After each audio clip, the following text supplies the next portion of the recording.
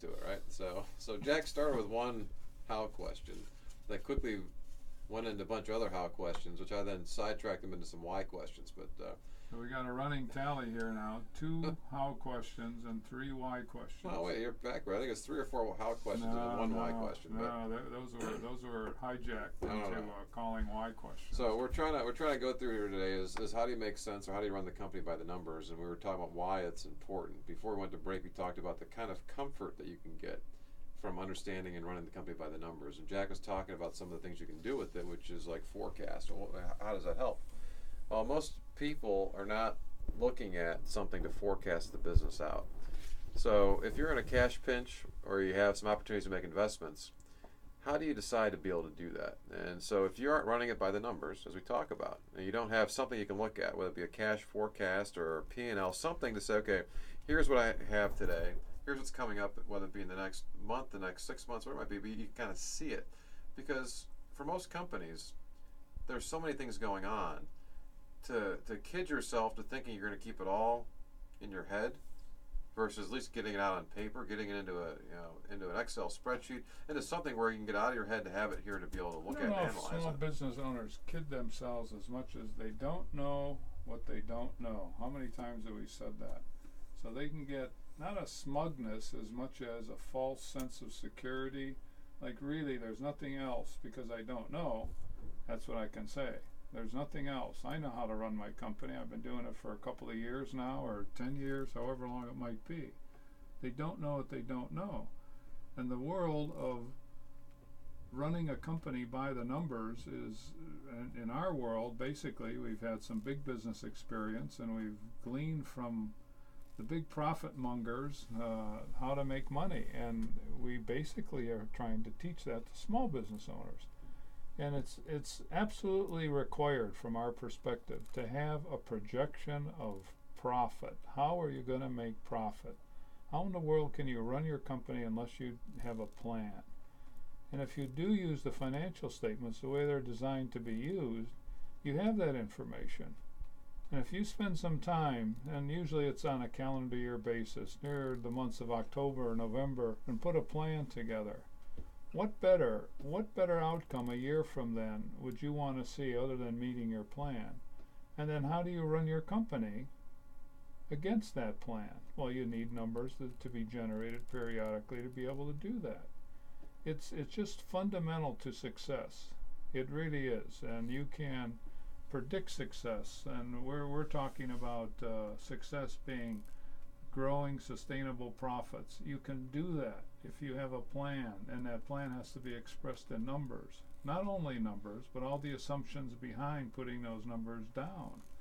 That's where it gets good, and it's fun because it works. So that's sounding. I'm trying to put myself in the seats of our listeners here, Jack. And that sounds terribly complex and terribly daunting, because I look at those financials you're talking about, and hey, my CPA comes in a couple times a year, Jack, and she goes through them with me, and when she's explaining it to me, it makes some sense, because again, it's not rocket science. I'm not going back to my beautiful mind reference here. It's not this crazy stuff that only a few people in the world understand.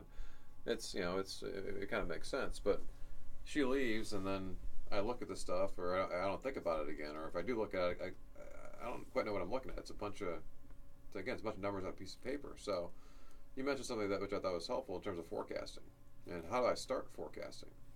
So the idea would be to get to a year. But how about we start? Wait, let me interrupt you here. Go ahead. Okay, daunting. The word daunting, it's daunting to them because they don't really understand them and how to use them. So the sheer fact of having to do that quickly comes and goes in their mind. That's what you're saying is daunting, because they don't know how to do it. And we know from our experience it literally takes redundancy, repetition, many times years before all of a sudden the light goes on.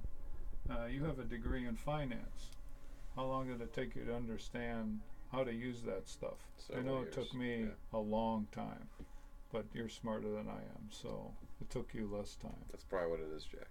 Maybe we'll have to examine that. That's another how question. All right. So the question is, how do you start doing it, right?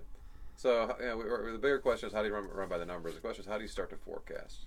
I think that's what I want to dig into it a little bit. I think that gives people a chance how to start to do it. And forecasting out a P&L, start with this month, or even with the cash flow. Cash flow is a big deal. Okay, can they even get, what's your cash balance today? Something as simple as that, Jack, right? Well, it's not. Well, where do you go to get that? No, I'll go on my computer and look up my account online. Well, that doesn't necessarily reflect your cash balance today.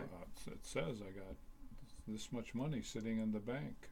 Well, it assumes you haven't written any other checks or have other things kind of accounted for that are out there floating that haven't cleared yet, right? Oh yeah, okay, forgot about that. So maybe I got a couple big checks off but I got a couple big deposits coming in too. So let's start with our cash balance today. Something as simple as that to make sure I can get that locked down. Start to forecast out. To your point, do I have money coming in today? This week? Can I get a cash forecast for the week now? I think starting simple like that. I asked Susie and she tells me everything's okay. So that's good enough for me. Well, how does Susie know? Who's Susie?